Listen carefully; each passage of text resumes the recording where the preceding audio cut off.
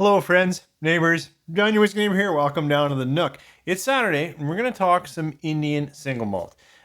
Single malt from India has been available in the market for quite a while, but I feel like it's a growing market. Obviously, an amazing country. Haven't been there, and has a lot of whiskey going on. But most of what comes over here is blends, like blends from some Scotch and some Indian whiskey. These are distilled in India and they are single malts. Full disclosure, this Indri was sent to me. I didn't pay a dime. I always like whiskey that's sent to me, so keep that in mind. And then this Rampur I actually picked up, but I just opened it. I haven't even tried it. So if you want to hear my thoughts on Indri single malt, and then a quick comparison or a quick opening of this Rampur, why don't you come on back? 3, 4.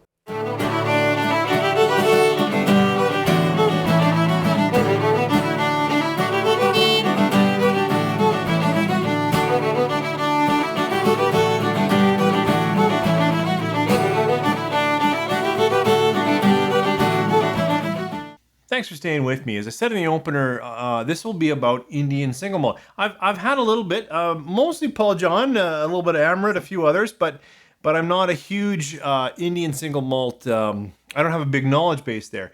But this one from Piccadilly Distillery, nestled in the Himalayas, is an interesting single malt. I think you'll find it a lot on YouTube. It's certainly presented the way we like to have it. It's 46%, it's natural color, it's non-chill filtered, and all of that information is gloriously on the bottle and on the tube. It also says quite clearly what's going on here. You know, they've aged it in ex-bourbon, and then there's a portion that's aged in ex-PX sherry, and then ex-wine. Shoot, now I can't remember. Ex-French wine barrel. So it is a 3-wood. And as I said, non-chill filtered, natural color. So we can consider all of the goodness in here. The only thing missing on here is an age stamp. But in general, Indian climate certainly has more intense heat. And so often whiskeys do interact with the wood at a higher rate. You can't really age faster, but you can certainly have more wood influence in climates like that. Indri, nose and taste.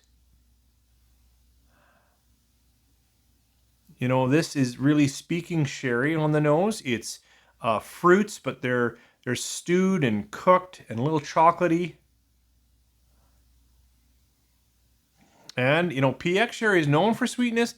Could be coloring my thoughts, but it means, for me, it is a sweet fruit. Even though I'm getting that cooked, that edge, when I say chocolates there, that's often either a heavy musky cast or something else going on. So on the nose, it definitely is a sherried Scotch. Let's try it on the palate. Cheers, Slancha. What do they say in India? You know, that's quite nice on the palate. I'm going to say malty and chocolatey, malty and espresso, malty and Christmas spices. So there's a variety of flavors that are in the palate. It coats okay. It doesn't coat as much as I was expecting for non-chill filter. I thought it was going to be really chewy. It's not chewy. Tasty. There's more of the, now I'm in the early finish. A little more berry, a little more raspberry, a little more cooked jams. Try another quick sip. Cheers. Now this speaks into its casks. It really speaks into light coffees, more chocolates, darker fruits, for me savory fruits. And the spice palette is broader than many, I'd compare it to scotches. It has, yes, a little bit of peppering, but more, what's savory? I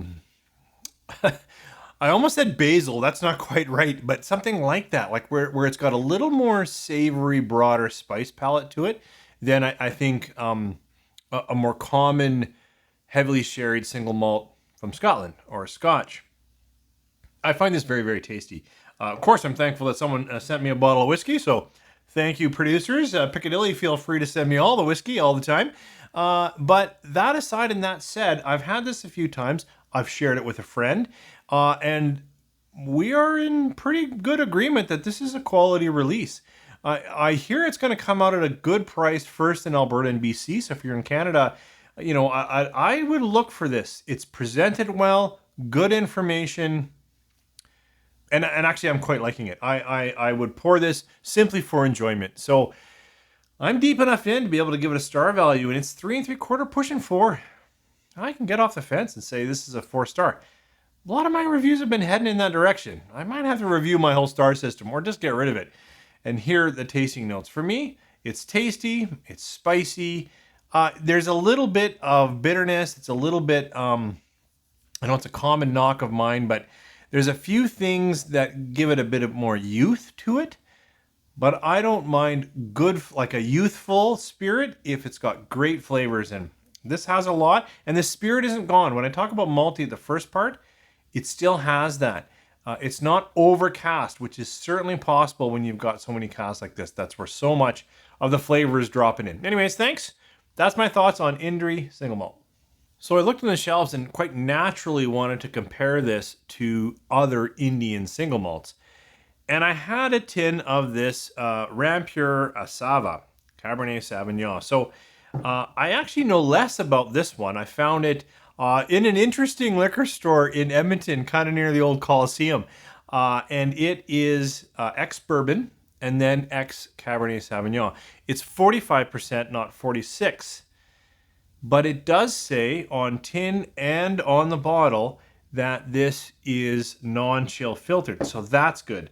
Now it is significantly darker in color, which immediately makes me think, well, more active casks, more wet casks. This is still pretty dark, and this is natural color. And that's where I'm going. If you know about Rampur and if they put color in here, please let me know. They don't say natural color, so then I always assume that it is colored. But it does say non-chill filter, so that's interesting. Now, I have not had this. Full disclosure, this one was sent to me. This one I purchased, but I've never had it. So let's try it together. Well, I have had Rampur before, and I haven't had it in a couple of years, and this immediately took me back. This is tropical fruits. I think I said it then. Mango, star fruit. What's that fruit that I had that my good friend gave me? You peel it off. But like a tropical fruit, really, not just pears and bananas. Not pears and bananas, pears and apples. Yeah. That's killing me. I can't remember that fruit, but very unique, thick, rich, not quite syrupy, maybe fruity note. Just dry it on the palate. Again, I don't know what they say in India, but cheers. Jackfruit. That's the fruit I was thinking of. This is, and there, some classic Cabernet wine. I definitely wasn't getting that until I breathed a little bit. The first part is all Rampur spirit for me, which is some of the craziest, fruitiest single malt I think I've ever had. But now in that bit of a finish, I got a bit of red wine influence, some red fruits. Better try another sip. Cheers. Now a little bit of spicing, a little bit. Nothing like this. Just a little bit of Christmas cake spices. So nice, a little bit of cinnamons, a little bit of nutmeg, a little bit of those kind of things. Came out in the third sip there. Back into the finish. I'm back into whatever that is. Jackfruit. Sweet, rich, single malt. I'm going to have some fun exploring this one. Clearly, it's a house style from Rampur for me. I've only had 2 of their releases, but I feel like I would recognize them in a blind, even though I haven't had it for another couple of years. It is that kind of just wild fruit levels. This is quite tasty, if you like that. It's almost on the edge of perfume fruit, which I'm not a fan of. So it's just playing into that, where it's like potpourri type stuff, which I really don't like. It's not there. But in the longer finish, it just started to kind of go there. Oiled fruit petals or rose petals. I was like, no, don't go there. It's good where it is. And now actually a little more cracked pepper on the long finish. Very interesting. Actually, quite a nice dram. Can't give it a star. I just had it, sipped it with you for the first time. I need a few nights or a few weeks with that. Coming back to Indri, this is a solid pickup. If you see it for, I think it's going to play around, $70, $80 Canadian for all that it's got going for it. I think it's, if you like Scotch, sherried Scotch, sweet PX sherry, definitely pick that up. Thanks for joining me here. Why don't you share your thoughts? Have you had the Indri yet? What do you think about Rampur? Have you had this one? I just saw it on the shelf, knew nothing about it, but wanted to bring it home. Thanks for joining me. Hope you guys have a great weekend.